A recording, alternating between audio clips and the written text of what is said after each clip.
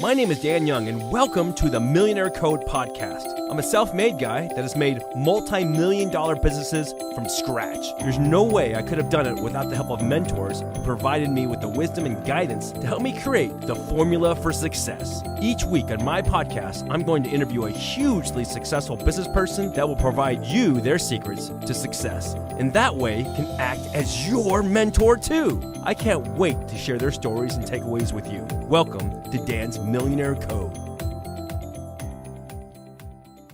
Hey everybody, Dan Young here with Dan's Millionaire Code podcast. And as you know, every single week I bring in a massive influencer, someone who's changing the world, CEOs, all different kind of people that can help you. Now remember, with this podcast, there's no fee. There is nothing you need to buy. Great guests like Sean come on to share how they're changing the world, but they're also going to offer you tips on how you can improve your world. So all I ask is this: if you enjoy it, like it, share it with your loved ones if you find it beneficial. So let me give you an intro today to one of my good friends here. I'm proud to have Sean Reyes, a great friend for many, many years. Also, he happens to be the Attorney General of the great state of Utah, where is my hometown. So I'll give you a quick biography here real quick. Yeah, real quick. Sean took over an office racked with scandal and inefficiency in the midst of the most significant constitutional issues in state history.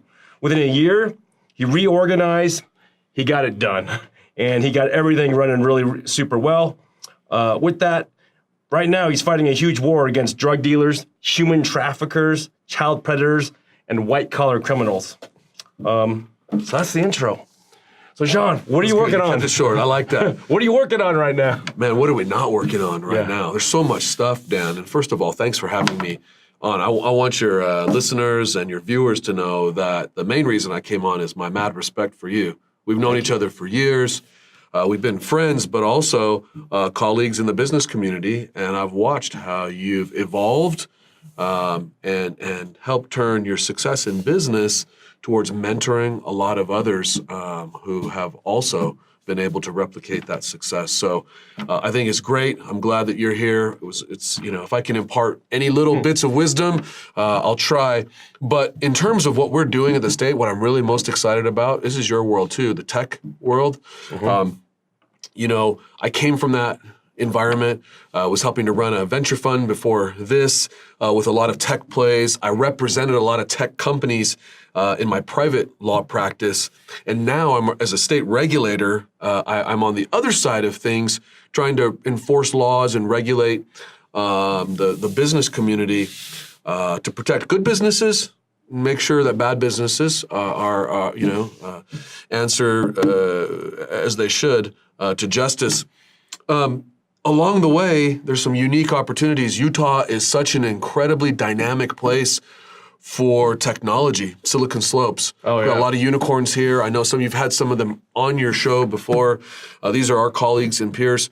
And so because of that background and because of my responsibilities trying to protect you and your family, my family, and everyone else in Utah from predators, whether those are white-collar criminals and fraudsters, people trying to steal your identity, steal your crypto, steal your traditional money and accounts, or in some ways, equally heinous types of things, like you mentioned, human trafficking, and in some cases dealing with drug dealers and all sorts of different predators. We have a couple of amazing technologies going on right now in the state of Utah, cutting edge, revolutionizing law enforcement. One of them, quickly, is a rapid DNA system by a company called Andy.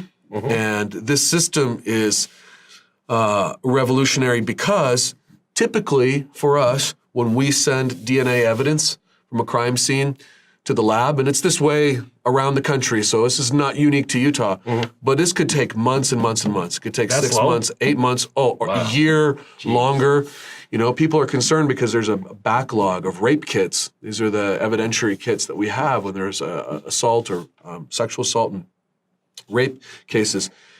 So these, and they're good folks working in the labs, but they're overworked, under-resourced, and it could take us that long to get results back in a case. We have partnered with this company to get results that are equally, if not even more accurate, but within 90 minutes to 2 hours.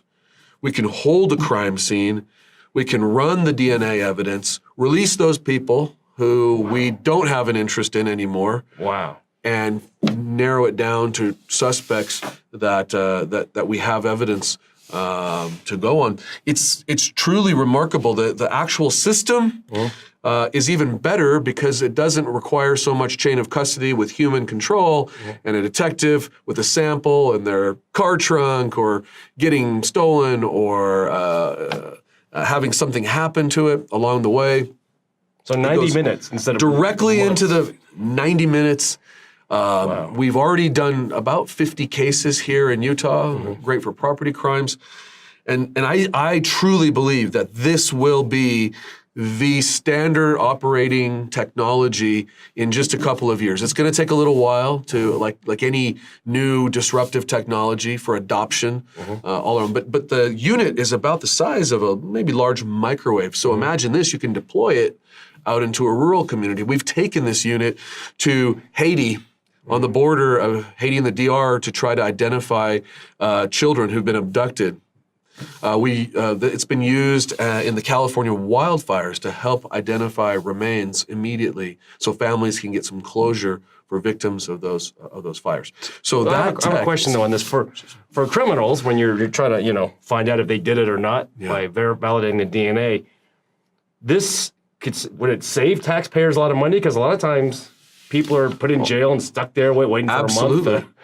And think about that. So yes, it'll save money, and you're highlighting one miscarriage of justice. Sometimes people are in jail or who shouldn't be there, but the converse is even more scary, and that is that you have a potential rapist, murderer who's still on the streets because the cases are taking so long, right? Yeah. If you're waiting for a year and a half just to get evidence back, then you have to build a case on it and follow up on those leads.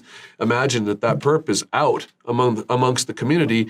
With this rapid DNA technology, we're going to go get the bad guys, bring them into custody sooner, start building those cases against them. It's going to be lightning fast compared to the system that we have. I want to be clear, though. I'm not throwing anyone under the bus. In the current system, it is what it is.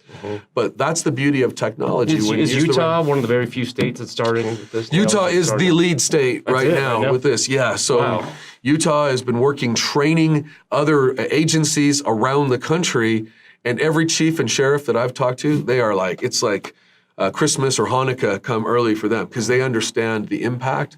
And that's one technology out of many. Another one that you've actually experienced yourself, and that I would invite influencers who are listening to come and try out and demo, is a virtual simulator that we had. A few years ago, we had money that was going to revert back to the federal government. Instead of just giving it back to them and losing it for the state, we invested it to buy a 300-degree raised platform, surround sound, immersive simulator. Incredible simulator. And we used real Glocks. You felt them. Yeah.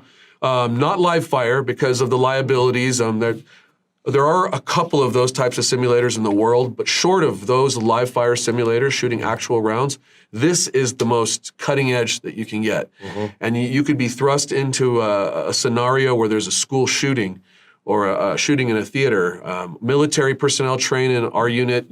We can put you in Kandahar. We can train you even just in inanimate objects, and so people can certify in law enforcement. So the point is, we are training our law enforcement officers on that to help protect themselves in the community.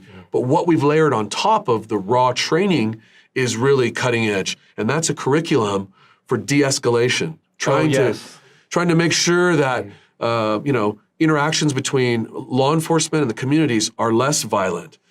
And we're training and equipping our law enforcement officers with more and more repetitions and opportunities, not just for the technical skills and being in a shoot, don't shoot, but trying to master the situations, using their voice, using psychology, more discussion. To tell you guys how awesome this thing is, literally in the simulation, you can hear helicopters going by, and it sounds like there's literally a helicopter. But the thing that blew me away, there's this piece of equipment that straps onto you, and if you get shot by the bad guy, you get tased. Yeah, you get literally, you have electrodes. Yeah. It's not mandatory, but we put it on when we're training folks because it makes them focus, right? At the lowest level, it just simulates the tension, and it kind of have you tried that? I've worn it. Yeah, Does it hurt? It's not fun, but it's realistic because we want them to get reps. You know, when Sully, the airline pilot that landed that plane miraculously to save so many lives, and they made a movie out of it with Tom Hanks. They asked him, how was it that you could perform like a 1 in a million maneuver, having just a split second to be able to make the decision? And he said, actually, it was rather easy because he had done it in a simulator hundreds and hundreds of times. And when you prepare and that opportunity arises, then and it's a good analogy for business, then you can react and respond in a much more effective way. Last thing I'll mention is the reason we invite influencers like you to come in, whether you're pro law enforcement, and we appreciate that you are, but I've invited people who have been very anti-law enforcement or cynical about law enforcement to come in and try the simulator. Oh, geez. Because what they always tell me when they come out is, and some of them are, just too even shaken up by the scenarios to effectively maneuver through. But those that come out say, it's not fair. You set us up for failure. There was no good decision. I had to save a mother or a child. It was a no-win situation. And I say thank you because you've made our point. While there are a few knuckleheads in law enforcement, there's every profession has them. By and large, these are heroes, men and women who run towards danger while we're all trying to run away from it. They are some of the greatest public servants that I know, and I have the honor to work with them every single day. I pray for them and their families. And that's right. In many situations, not by their choosing, they're in a no-win situation. Imagine, save a child, save a mother. What are you going to do? I remember when I ran through the simulator, I was thinking to myself, man, the short amount of time that you have to make a decision of who you need to neutralize, who you don't, and it's so easy to make mistakes. Right. But the emotions that run and split-second decisions need to be made with that. Yeah. And when you watch on the news, they say, man, an officer had to defend himself or neutralize a problem. It's so amazing of how much finesse needs to happen in such a high pressure situation. It just blows me away because I ran through the simulator and made some mistakes and things like that. And really it would be crazy empathizing for a police officer, right? Who's in that situation. I mean, literally everything's at stake. Yeah. And I think when people just watch it on the news and they hear the results, they don't understand really the situation. Yeah, a lot of the context is lost too when you're watching a snippet on a viral video clip. And you're right. It's emotional. It's difficult. I know no police officer that wants to hurt anybody, but it's that split second, like you said. They're reaching for something.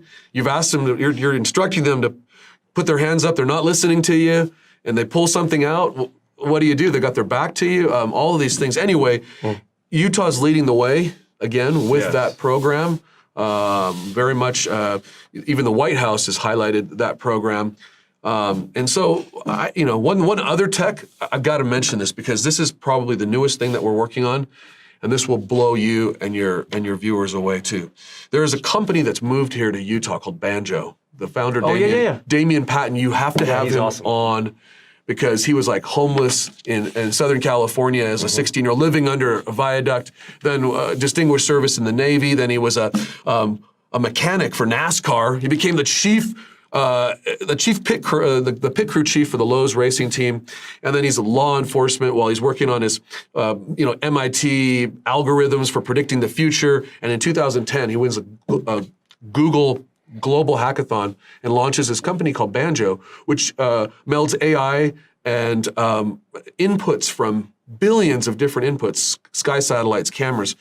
And so they see everything. His tech sees everything in the world all the time, but not in a scary Big Brother way. Why? Because it's the one tech that I have seen, and I've seen a lot of aggregation technology. I've seen a lot of AI and machine learning technologies. The one that is committed to protect privacy. And so built into the whole ecosystem of the technology, it won't accept personal identification information. So all PII is stripped out, truly anonymized, not fake anonymized like we know you can do, where you sort of say, let me anonymize this so we can get around HIPAA, and then we just sort of add the water back in and you have people's private information. So many people early on said, Damien, you can't make money off that. You can't monetize that because no one wants information that doesn't have personal information. He said, no, I'm going to build a company because I'm going to show what's happening in the world. I don't have to tell you who's doing it, but if I can show you where it's happening and what's happening, it will be able to help lessen human suffering, save lives. 90% of the U.S. domestic media market uses Banjo. And so the news has been doing this for the last 7 years. They know they've been, and Banjo's blown up. It's a huge multi-billion-dollar company. However, during the Las Vegas shooting not too long ago, Banjo had located within seconds the location of the shooter, Mandalay Bay, on the balcony, sent it to the media, and the media was irresponsible with it. The media, instead of immediately contacting law enforcement, said, well, we've got this powerful story. And they were arguing amongst themselves within like their war room. How do we tweet this out? How is this, what's going to maximize ratings? And during that time, people's lives were lost because of that, because law enforcement didn't have Banjo. And law enforcement was relying on tips, and we were running around. I say we collectively as a Blue family, there, Las Vegas Metro, everyone else, all those other heroes who were running around trying to save lives, they didn't have Banjo. And if they had, we would have saved lives that day. Damien got so upset about that, he said, I'm going to start my own law enforcement vertical. And Utah was the first to enter into an agreement with him just last year. And the first application we did was, he said, what do you want me to do? I said, well, we have a simulation for child abduction response. When Amber Alert comes on in the state of Utah, it's the AG's office that brings together all law enforcement, and we just fan out, start knocking on doors, following up on leads. It's what we do, the standard protocol throughout the nation. But I'll be honest, it's not the most effective tool. It's just it's the best that we have. Well, I asked Damien to set up his program while we were doing a physical simulation. We were out at Rio Tinto Stadium. We brought all of our guys together. We faked an Amber Alert, a kidnapping, an abduction, and our guys fanned out, and we got lucky by the end of the day. And it was, 10 hours, 12 hours. We happened upon a clue, and we were able to, in our simulation, find the perpetrator. Wow. So that was great news, except I brought everybody back in and said, what if we would have had Banjo? Damien showed them what we would have had, and he hadn't even set up any inputs. Banjo wasn't fully functioning in Utah at that time. This is a year ago. And within a couple minutes, he had found what had taken us hours. Wow. And in many cases, we probably wouldn't have even found that. We got lucky on that. And I had SWAT team commanders, like with tears, saying, this is what we've waited for. So this is being used now? You guys are... It's being used right now here in Utah, yes, for child abduction response. Now, these aren't cases that happen every single day. Child abduction cases are rare, thankfully, and we wish they never occurred. But if they do occur, we have this Banjo system. He's taking it from minutes now that he has the inputs into Utah from bus cameras, train cameras, closed circuit cameras, the companies like Waze, private companies, traffic, everything in there, seconds. We are able to locate the child, the abductor, where they're at. Now, again, we don't have the private information. It doesn't say this is the name of the person, but it shows you where they're going, where they're at, and we're good enough in law enforcement. If you can point us to where it's at, rather than just like looking for a needle in a haystack and running around hoping and praying that we find the right clues. So if you can, again, just see the dynamism of what we're doing here in Utah, just in law enforcement. And, my office has a lot of different functions, but I'm so proud of the law enforcement team because they've really embraced this technology. We're leading in many ways the nation. This is huge because most government agencies literally run like DMV from the 70s, Yeah. I mean, it's like stamp, click, red tape, right? And they're technology. All these, and part of that's because we have so many rules and regulations and layers of bureaucracy. My commitment was, look, when I came in, I don't know how long I want to be in public service, but I knew that I wanted to make every, day that I was there seem like 7 days. And my dad, who's an immigrant to this country, who's always told me, this country gave him, and because of that, us as a family, a chance when even his own country had booted him out. The president of that country was chasing him out because he was a dictator, and my dad had spoken out against him, so they chased him out of his country. He came here and said, son, you got to help as many people as you can, as much as you can, for as long as you can, as fast as you can, because you don't know how long you're going to be here. Just make a difference. And so that's kind of the environment. I know your family's like that too. Yeah. You've got that energy and that personality. That's why your businesses have blown up. And now you're using that to try to help raise awareness for these types of issues. Same thing with me. I'm in this position. The people of the state of Utah have given me a lot of trust to be able to go out and fight crimes. And I'm going to use every single tool I have at my disposal. And we follow the rules, but trust me, we've figured out ways to make sure that we're not wasting a single second. And we're trying to leapfrog ahead of the curve because these criminals, Dan, They're crazy, yeah. Dude, they're always a step I have to ahead. ask you a question though about that. So how many years have you been in office? Over 5 years now. So I came in December of 13, so just a little over 5 years. So I'd like to hear about maybe some of your most amazing busts, bad people you got, those kind of things. Could you share with us some of those things and maybe some of the scariest ones too? Sure. Yeah. I was only in office for a couple of weeks when we got a phone call from a friend of mine who said, I think somebody is human trafficking, or he said, actually, I think someone is trafficking a friend of mine's child here in Salt Lake City. And I said, first of all, I'll be honest, I was clueless.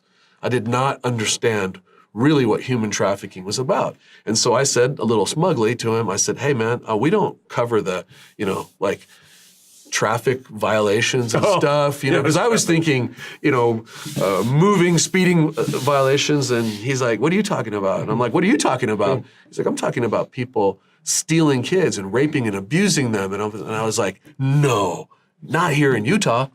I mean, the reason I moved to Utah and I stayed here in Utah is because it's not like LA in the area where I grew up. It's so clean and nice and tranquil. And I said, it can't be. No way. And he's like, I'm telling you, this has been going on for 15 years and everybody's afraid of this guy out there. But finally, I have a friend, he wants to tell you all about it. So we fortunately sent my guys out, investigated, and he was right.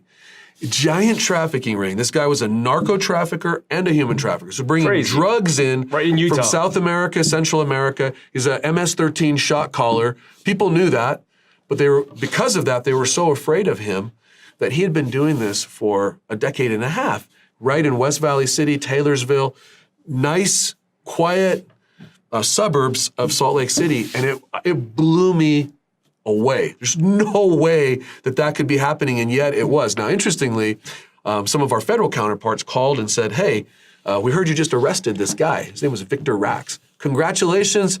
We've arrested that guy like 6 times before. You're never going to be able to make a case against him because all the witnesses tend to disappear or die. Jeez. And we're like, well, tell me about that. You've arrested him 6 times? Like, that doesn't make sense. How does he keep getting out? Like, well, we've deported him each time. So they arrest him, deport him, and then he just comes back into the country. That's a big problem, right? And I'm thinking, yeah, that's not a good, if you had done this 6 times, maybe we should try something different. And so they were great. I said, how about this? Now that we've got this case, let us prosecute him under the U.S. justice system, under Utah law. Don't deport him. And maybe the witnesses will be able to come forward now because they won't be afraid of this guy just coming back over and killing them. Yeah. They're like, oh, okay. They were cool. So to their credit, our federal counterparts deferred deportation. We got to keep jurisdiction over him. And this time, when we were ready, we went out and did witness interviews. We said, he's not going. He's not leaving. We're not sending him away so he can just come back. We had about 50 victims willing to come forward, and they identified another 200 victims. They said, there are so many kids. So, all stemming from this one dude? One guy. If you can imagine, these are some of these guys that we had as witnesses were like 27 years old, but from the time they were 11 or 12, this guy had a predilection for little boys, He was raping and abusing and selling these little boys and forcing them to mule his drugs, not just in high schools or junior high schools, but elementary schools all throughout Utah. So this one dude's reign of terror all of this time, and he was, like a terrorist, like a psychologist. He would, you could take a dog out from a little boy, and he could shoot the dog and say, if you say anything about Psycho, man. then we'll do that to your parents. Or he would play it up and give them favors and treats and say, hey, I'm like your uncle, and you take. So he was a master manipulator, and he held his whole community in sway. Wow. We brought charges against him. He ended up hanging himself and killing himself. Oh, he did. So he's gone. Yeah, which was a good thing. I was actually happy. There was no legal wrangling. It was faster. Interestingly, the victims were upset because they wanted to see him. They wanted to confront him, see him brought to justice through the legal system. So we held a hearing for a couple of days, even after he had died, so the victims could come forward, talk about their pain and the torment. And it taught me a lot about these cases, that we had to change the paradigm for how we do these cases. And it has to be victim-centered, victim-focused from the very beginning. And the victim's needs, even if we don't prosecute it as a human trafficking case, we could prosecute under different ways so that the victims don't have to testify and get re-traumatized and re-victimized. And then what it really taught me was on the back end, you have to have resources like job training, education training, and make sure that they're not strapped with a criminal record because they were victims in all of this. And so that case opened up my eyes. I mean, I could talk for hours just about that one case because there's so many different crazy, like a John Grisham novel about that, but crazy twists and turns. But that was one of my first cases. And about that time, I met a guy named Tim Ballard who had just left Homeland Security, started his own nonprofit called Operation Underground Railroad. He used to work on our AG task force, Internet Crimes Against Children. He was a superstar in the law enforcement community. He'd already written books too on the Constitution. And he left all that so he could start this nonprofit. And he and I got connected, and instantly we were like, kind of like you and me, man, soul brothers. And Tim's awesome. He took me with him on some of his first operations, and we infiltrated at the invitation of governments, like the Colombian government invited us to come down. And Tim and I recruited some of our friends, and we went down, infiltrated that, set up a giant sting. And so I had my first real taste of what human trafficking was about here domestically with this Rax case, and it blew me away. I couldn't believe it. And then with Tim, seeing what was happening around the world in these different countries, that little girls and little boys were just getting sold like slices of pizza. You could order them up to your hotel room and negotiate prices, if they were virgin or not, a little more here, a little more. It was so heart-wrenching and just tore my soul. I was like, we got to do something. And so Tim and I, we've been partners ever since. I've gone on a number of their missions, both the undercover side and then working with their governments to train. And for instance, in Cartagena, where we did that operation, there's a movie coming out this fall. Oh, wow. Jim Caviezel, the guy who played Jesus Christ in The Passion of the Christ, he had a popular TV show called Person of Interest, which, by the way, was patterned after Damien Patton's banjo technology. But Caviezel plays Tim Ballard, Mira Sorvino plays Tim's wife. There's a whole, it's all about this, Tim's story and our story from Operation Underground Railroad. Now, they were going to have someone play me. My wife said, I don't want your name or, the Utah Attorney General in a movie that's going around. I could be you. So, they were going to, I should have had you on the list. They were like, who's going to play the AG? And I was like, well, The Rock, Dwayne Johnson, that could be one. Jason Momoa, I don't know. Yeah. Dan Young. Which is funny because you and I have been confused. I don't know. Clearly, we're not the only two Asians in the state of Utah, but there's like 6 of us. But all the time, they're like, hey, Dan, I love you. I'm like, no. They're like, hey, Sean. I'm like... But doing that stuff, going undercover, infiltrating those, realizing that there are 40 to 50 million modern day slaves alive today. Slavery, we teach our kids in our history classes in the United States, slavery has ended. Well, forms of it, vestiges of it have legalized slavery, but not this. Slavery is alive and well, not just in far-flung third world countries, here in our own backyard. And it's sex slavery, it's labor trafficking and indentured servitude, organ harvesting, multi-billion dollars for people who extract organs from human beings and sell them on the black market. That's whether they're alive or dead. Conscriptions, illegal recruitment. They put them in militias around the world. Illegal adoptions. I mean, This is all stuff that Tim is working with you and stuff. Yeah, this is all stuff. Operation Underground Railroad and many other partners that we have. Child Liberation Foundation, all over. Glenn Beck has the Nazarene Foundation. We do this all over. It's not political. It's not because really this issue affects everyone, right? It's not. I always say this is not a Democrat issue, a Republican issue. This is a humanitarian issue, and we all got to be working together. There's room, I guess, to argue about other stuff. Not here, man. We all got to be working on this together. And technology, some of the tech from Banjo and other companies that we've been able to layer in, it's pretty cool when you go to another country and their law enforcement folks are crying because we're sharing the technology that we have so they can go out and track down. Our goal is to empower them, teach them how to fish so that they can go after in their own regions, their own countries, all of this stuff. Because a lot of that comes into the United States. So selfishly, we're not just focused on what's going on here domestically. We're trying to go out and empower our friends because they're going to help keep that stuff from coming in to the U.S., but also because it doesn't matter if they're U.S. kids or other kids. They're all our kids. And when you can save kids in the Philippines, you can save them in Colombia, you can save them everywhere that we are, man, no greater feeling.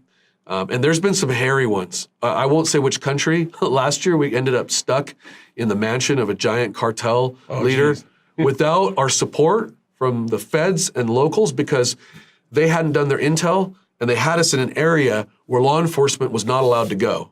There was an understanding that cartels and the sicarios could stay there and kill each other as long as they didn't hurt innocent people, tourists. They didn't tell us that. And we were down there for where we were going to do the actual takedown. And law enforcement calls us and says, yeah, we can't go in there. You're on your own. Sorry about that. Sorry. Hopefully you survive. And by the way, did you see the Bengal tigers in those cages out front? Like, yeah, kind of hard to miss them. They're freaking tigers. They're like live grown tigers walking around in cages. Like, yeah, well, if you get caught, they're going to feed you to the tigers. So, if that's not motivation. So I had to give a little pep talk to our team and our guys and say, look, extra prayers tonight, guys. Got to be smart. Stay cool and calm. We'll get through this. But I did sleep or at least laid in the bed with a couple of butcher knives that night, just in case. So 99% of the time, I feel like, hey, this is, we've done everything we can for safety protocols. It's going to go well. Once in a while, you're like, man, what the heck are we doing down in this environment? It could be down in Port-au-Prince. It could be in some really sketchy neighborhoods in different countries. But several films, one in Amazon Prime right now called Operation Toussaint. Toussaint. Toussaint Louverture, the great Haitian revolutionary who threw off the masters of slavery there. Fastest growing criminal enterprise in the world right now, human trafficking. They say second most lucrative, still behind the drug trade, but I think it's getting close. They might be neck and neck, or human trafficking might have already surpassed drug dealing globally and worldwide. So while I think Utahns should know about and be proud of the work that's being done by so many guys like Tim Ballard and Paul Hutchinson, another friend of ours, and others who are out there on the front lines making a difference. And there's a reason why countries in the dozens and scores come from around the globe here to Salt Lake City to get trained on human trafficking, fighting opioids, other types of white-collar fraud and crime, cyber crime. That's your world. And that's something else that we have several different technologies in the fight against cybercrime, data protection. I speak a lot with a guy named Frank Abagnale, who people know from Catch Me If You Can. You should have him on your show sometime too. And we just try to educate people. Utah's a trusting state.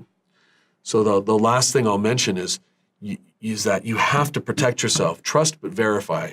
President Ronald Reagan used to say that. I think it's a Russian aphorism, but trust but verify, meaning you don't have to walk around thinking everyone's going to cheat you, but before you write your life savings in a check to somebody that you might know from church or you might know from Little League softball or book club, or it might be your nephew, please be careful.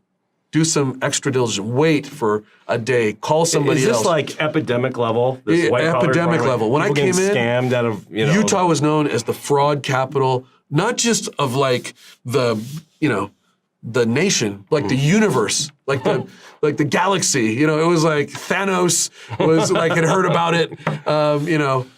And so one of my commitments was, look, we're going to put away a lot of these white collar crime guys. And because of my background in the investment side and the law side, I knew where a lot of these bad actors were. And we've been hammering them, which is the good news. How do I know that we're having some success? Because my colleagues who are attorneys general in neighboring states have called and said, hey, congrats on flushing all the cockroaches, or at least a lot of them, out of your state. But guess what? They've all come to our state. They've moved? Yeah, so Jeez. Can we work together on that? And we've done some cutting edge things. We have a white collar fraud registry, first of its kind, that we created right here in Utah, so people can do diligence and say, oh, let me run this name in here. Bob Jones. Oh, he's been convicted 3 times of offering fraud. Maybe I don't write him a check. So one message is please, just be careful. And even if it's somebody that you know, here's the thing, they might be themselves a victim. They might not even realize that they're passing on a scam. Yeah. So because they're already in it. They're already in it, but they don't know that it's a scam. I'll give you a quick example. The really sophisticated scammers, what they'll do is target a mark who's very well known in a community. And it could be like, let's say, a religious leader. It could be a pastor or a state president.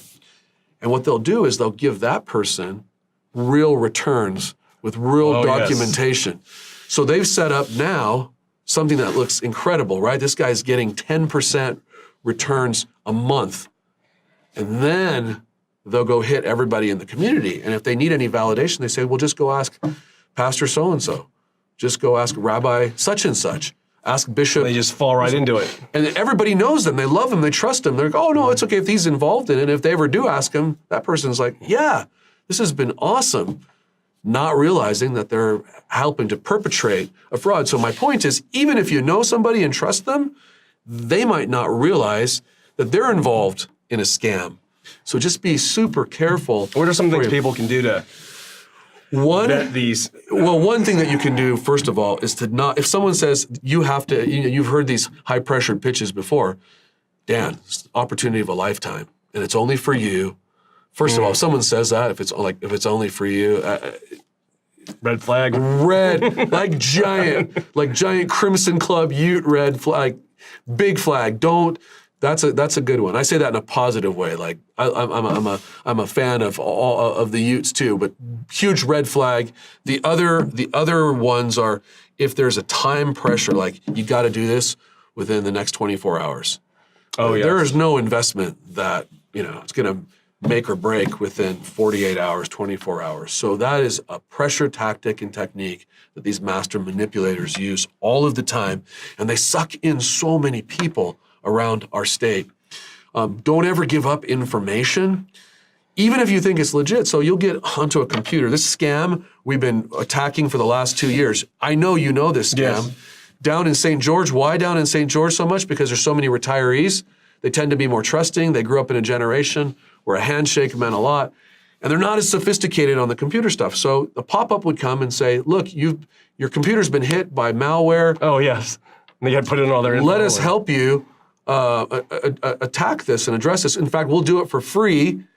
You've been selected, you're special, you're AARP member. Of course, it's not endorsed by AARP. They're just using that. And then all you have to do is let us take over for a couple minutes so that we can run a scan, wipe out all the malware. And that sounds sort of legitimate because that's what a person who was really doing it could do. That's what some of your engineers, when the people bring it into an amazing, respectable business, you have folks who'll run scans. So naturally people say, okay, but as soon as they've given up remote access to their computer, those folks aren't running anything. They're just running a program that looks like a scan for 15 minutes while it's going, while they're just lifting all of the information. Stealing all of that. And could be anything, tax returns. Could be, and then with that information, you can get you can go get credit cards, you can get a new identity so easily, so quickly. And so that's just one example, but it sounds very legitimate. It comes up, so things that you can do. If anyone's asking for your personal information, never give up Social Security number. The IRS is never going to call you on the phone. No, that's a big one now, huh? All the time, right? IRS scammers. But guess what? Sophisticated people call me, people that I know from the investment world, from the legislature, and they say, "Hey, Sean, I'm just double checking. I got a call from an agency, and they claim that they have a lawsuit against me and that I could be, in trouble." And I'm like, no, it's a scam. I mean, again, courts, they're not going to send you an email saying, show up to court or you're going to prison. They're not going to leave a voice message saying, call us back so that we can get your tax ID number and everything else. There are official notices and there are ways. And if you have any doubt, call a lawyer friend, call somebody that you know who's. Do you guys on your website have? We do have resources for absolutely. consumers? If you go to the Utah Attorney General's website, What's that website? you can Google Utah AG and it'll pop up, or the Division of Consumer Protection. Which is under the Department of Commerce. That's not under us in our office. That's an agency, a state agency that we represent as their lawyers. But they've got really good resources too that list names. They've got lists of frauds and scams. That's their sole focus. That's what they do. And so they've got terrific tools. Can people call over there? They can call them too. And say, hey, absolutely. I got a call from the fake IRS guy or whatever seems Yes. weird. We would rather folks call all the time, even if, our phone lines got just jammed up because we could avoid so many people losing their entire nest egg, their life savings. I got into an argument with a judge one time who was trying to say, white-collar fraud and crimes are not nearly as serious as violent crimes. And I said, I beg to disagree. They're different. They're equally heinous in their own way. Of course, physical harm is terrible. But in some ways, people recover from those types of cases, in some cases, not all, more quickly than if they lose everything that they've saved up for 40 years. There's an embarrassment factor that goes with that, but practically speaking, they can't even pay for medical costs for themselves. Devastate their life. Yeah, everything. Everything that they've worked and saved, and it's heartbreaking for me. And I've dealt with so many situations and victims in that category. So victims of any crime deserve justice. And the sad part about the white-collar stuff is that 99% of the time, you're not going to get restitution back. Even, you're not, I mean... I've been ripped off before in some of these things. Yeah, even if they catch that money's usually long gone, long spent. That person is either going to prison or is not in a position to be able to repay the money spent. So on the front end, I would rather spend a lot more investment in building up walls at the top of the cliff, the ravine, than ambulances at the bottom once people have already had that catastrophic event. And so they're Let me ask you a question with these different things with supporting fighting human trafficking and white-collar crime and those kind of things. How can they support you in this battle and your team? Well, there are lots of different ways. There are nonprofits that I've mentioned, some of them, that people can go to their websites and they can offer volunteer hours or time. I've got a program called the At Ease program, where any lawyer who is willing to volunteer pro bono time can go into a pool of lawyers. And when our servicemen and women, sometimes they're coming home from deployment, sometimes they're just dealing with issues. In the military, just like they've got forms that make IRS tax forms crazy. Look simple for benefits that they're entitled to, but they're just having a hard time. So we match lawyers with servicemen and women to get free pro bono legal services. So there are ways, if you have an interest in fighting human trafficking, fighting the opioid epidemic, just send an email to our office. Our constituent services team will put you or the viewers in touch with the right division, the right department. I have like 17 divisions and 53 sections, so it's a pretty broad office. It covers we have a lot of jurisdiction, but we want citizens to help, and they're our best tool. I will say this to viewers. If your spidey sense goes off and it's tingling and it's telling you something is off or wrong, call law enforcement. Trust your gut. And we would rather investigate it and have it be something that doesn't pan out or isn't really a crime than to miss something. If that gentleman who hadn't called me about the Victor Rax case had said, yeah, you know what, that's too crazy. I don't think that could really happen in our country. Or I don't want to be the one to rock the boat. Maybe, look, if you're afraid and you feel like you're in danger, I understand why you might not want to report. But we're pretty discreet. We're not going to go knock on your neighbor's door and say, hey, your neighbor, the Smiths next door, just accused you of human trafficking, so we're here to investigate. We're careful, we'll surveil, we'll look and see. But our viewers, our citizens, our residents, they can be eyes and ears for law enforcement in such a powerful way. And then the other way they can help is use social media. Do what you're doing. Yes. Talk about this through posts and pins and blogs and channels, and say, human trafficking really exists. Look, put up stats. You can grab them all over the internet. Help other people. I guarantee you, most of your networking community does not know that human trafficking exists. They might have seen a movie like Taken, so they kind of, yes, there's an abduction here or there, but they don't know that there are 40 to 50 million modern day slaves. They need to know that. They don't know there are 2 million kids in a country like Nigeria who've lost both parents to the HIV virus. They're sitting there alone, unprotected, for traffickers to just scoop up. There's so many organizations, Polaris Project, International Justice Mission, I talked about Operation Underground Railroad, Child Liberation Front. One that I love that helps educate people about the perils of pornography. It's called Fight the New Drug. They do an amazing job. They do educational presentations throughout our state. One last thing, Dan, I've got to mention. This is perhaps what I'm most proud of in my time of service, because I've seen firsthand the impact in the lives that we've been able to influence and save. When I first came into office, I saw that there had been for 17 years, it was 15 years, but 15 to 17 years, I can't remember exactly. There was an increase in the rate of deaths by suicide, and particularly for our demographic of teenagers and young adults from 10 to 26.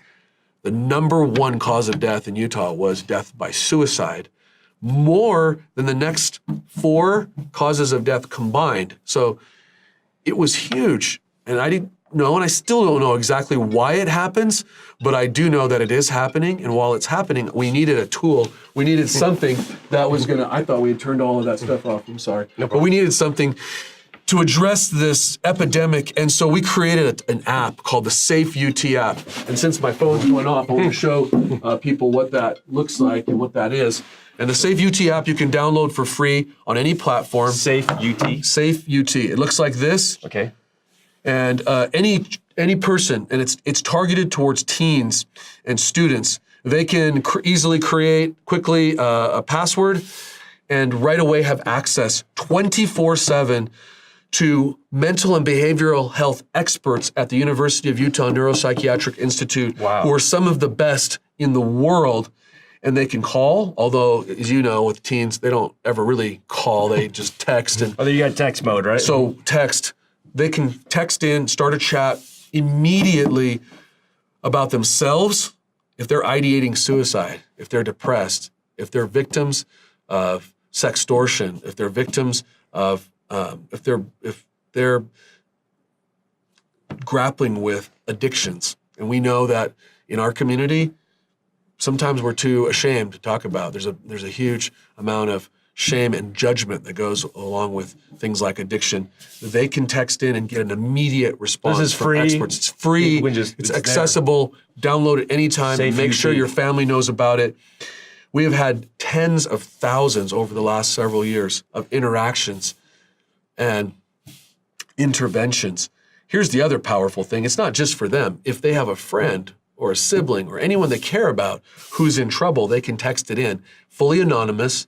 Now, they can, the expert on the other end can ask them, and if they're willing to exchange information, get their name and talk about it, but they don't have to.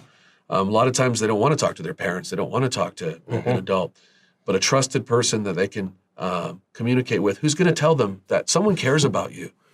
There's a reason to live. Who runs that?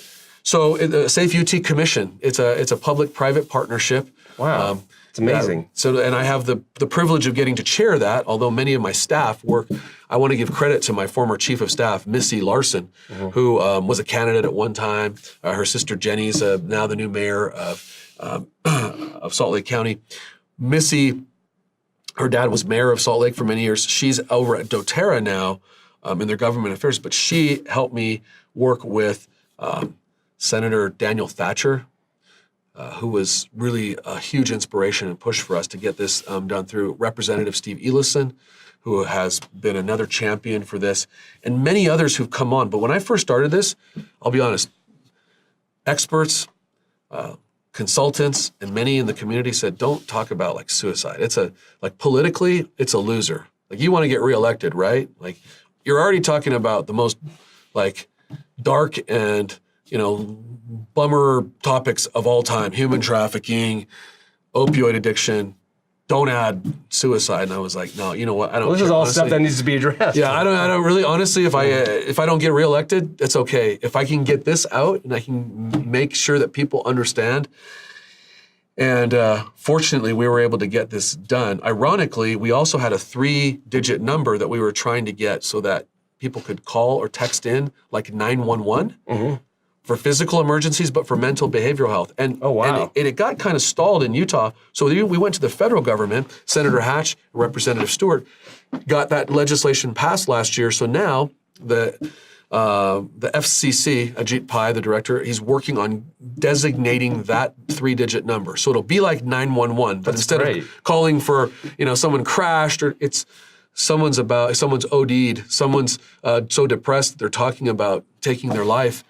And that, along with this, is so powerful. School shootings, and it's a huge issue.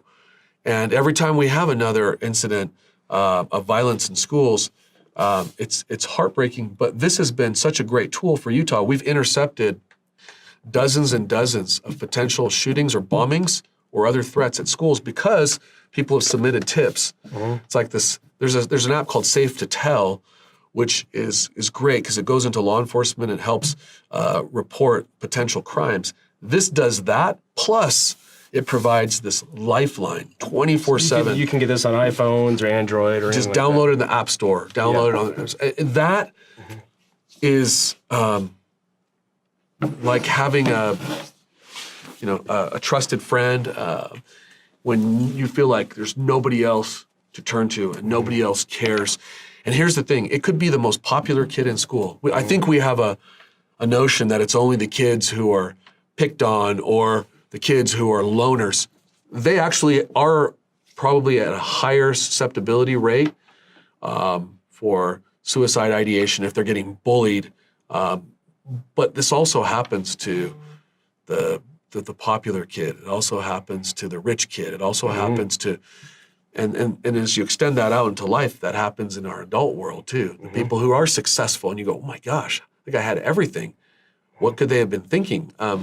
And you just don't understand the demons that people grapple with. You look at our it touches everybody. Veterans, the veteran community. We have now lost, Dan, more of our veterans from the Gulf War, the Middle East conflicts, more to death by suicide than we did to combat. Wow. During that time, because they come back with a lot of issues. It's not their fault. They're not weak. They're not bad. They're not evil. There's none of that. They went through some traumatic stuff, man. It's like contracting a disease. I mean, they were exposed to something, and then when they come home, we have great sayings when they're out, in combat. We leave no man behind, But then when they get here, it almost is like we abandon them. They don't get the resources that they need. So our office has been working particularly with youth and with the veteran communities, although we try to help everyone because we know. You've got a lot of irons in the fire now, man. I mean, I Let me recap a little bit here, just a few things. Fraudsters. So you're crushing the fraudsters. Yeah, we're taking them down. The traffickers. drug and human traffickers. We are trying to eliminate them from the mix. You're also offering a lot of great resources to help people that may need some support if they're thinking about suicide. And that's Safe UT. That's Safe UT. I do want to throw out, there's an app called Sibley that I just was exposed to at a recent retreat from a friend. It's coming out of the Bay Area. It's like Safe UT, except it's like having a friend all the time. Safe UT has experts who are trained professionals, but we can't scale that to everywhere around the world yet. The Sibley app, though, matches people like you and I who say, I'm willing to talk to somebody if they're... Like a sponsor? A mentor, a friend. It's basically a friend app. That's cool. And it's trying to connect everybody to have somebody to be able to say, hey, I love you, I care about you. I may not live in the same city, but we're so disconnected at the same time because of our connection. And I'm probably not saying that eloquently enough. We've never been more interconnected through social media as a society, but that interconnection is not the same as the emotional connections that we've had historically. And so in many ways, we individually are so disconnected from support networks and groups, even though we may have a bajillion friends and followers. It's not the same, and so this is a lot of projects you're managing. Yeah, sorry, man. I just keep careening off. No, this is great. Different arenas. So, is there a hub where they can find out what you're working on specifically? Is there like SeanReyes.com? Well, no, it's at the AG's website. That's where they can find out most stuff. But the only time I have a Reyes site is when I'm running for re-election. That's every 4 years. So that's coming up here very quickly. Yeah, 2020. It'll be another cycle, and lots of questions about that. I've had some opportunities to go to DC and work for the administration, but I've decided I want to stay here in Utah and keep trying to make a difference here. I love Utah, and my family's here, and I've got young kids, and I've really felt like I can do more. So I can run for Attorney General again, which would be... Is it the last time you can do amazing. No, there's no limits. Really? Wow. So, there's the AG of Iowa. There are similar laws in Iowa. He's been there for 32 years, but I think that's too... I think that's for me, it's too much. Maybe for him, it's fine, but I would consider running for AG one more time. That would be from 2020 to 2024. If the people would let me do that, it would be an incredible privilege to continue in that capacity. Your track record has really proven itself. And the thing that I really love about you, man, is you really don't care about a lot of the political repercussions of what you're doing. You care about doing what's right. Yeah. That's a big deal because most people in a lot of government offices, they're looking at this political agenda, but not actually helping the people. Right. There's a famous quote about, standing up for what's right, even if you stand alone. Sometimes it's pretty lonely. Sometimes and I'm not saying I'm always right. I do what I feel is right. That doesn't mean that, on the grand universal scale that I'm always right, but you do have to stand up and not worry about the political fallout and try to do the right thing. At the same time, you hope that the right thing rewards you politically, that people feel that. Because of that, I have folks calling me every single day, big donors, influential people, former public officials saying, we want you to run for governor in 2020, not just running for re-election in AG, or for AG. Others say, hey, we want you to run for senator, and, let's see if... Is it AG or maybe governor? So that's the question right now. And I'll be honest, I haven't made up my mind on that. And I have time. There's no requirement to announce that any particular time. And so I have to keep assessing. Well, the primary will be, to your point, yes, in spring of 2020. And we're already approaching summer of 2019. So there are a lot of really capable people who've either announced or who are considering running for governor. I feel like there's still some things that I want to accomplish and finish as Attorney General. It took me a while to get the office into a position where I wanted it to be. And so now I feel like I'm just right in the wheelhouse So there's that. I don't necessarily want to leave that, but there are opportunities as governor to do what I'm doing here on an even broader scale, and to take some of these things and highlight Utah as a national leader. And I think there are opportunities. Because of my background and life experiences, I think I would bring some unique things to the governor's mansion. I think you do awesome there. So I will let you know if I have any announcements to make. You got my support with whatever position that you go to. And guys, Sean is just like me. I think he has crazy ADD just like me. I mean, but the thing is, though, he's someone who knows how to disrupt the universe in a positive way. Thank you. And so you have ADD is an Asian deficit disorder. What? We're all over the place, huh? No. So, but I do appreciate you taking the time here.